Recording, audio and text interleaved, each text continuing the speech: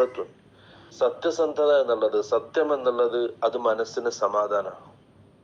എന്ത് സംഭവിച്ചാലും ഞാൻ ഹക്കിലാണ്, ഞാൻ സിദ്ഖിലാണ്, സത്യസന്ധതയിലാണ് എന്നുള്ളൊരു മാനസിക സമാധാനം ആ വ്യക്തിക്കുണ്ടാവും. വഇന്നൽ കദിബ റീബത്തു. നേരെ തിരിച്ച് കളവ് എന്നുള്ളത് റീബത്താണ്. അത് മനസ്സിന് ചൊറിച്ചിലുണ്ടാക്കും, ഇടങ്ങേറുണ്ടാക്കും.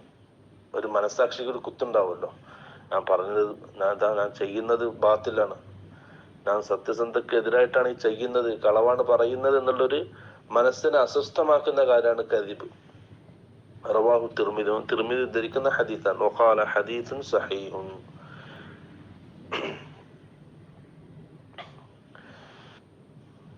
അടുത്തൊരു ഹദീസ്. عن أبي سفيان صخر بن حرب رضي الله عنه في حديثه الطويل في قصة هرقل.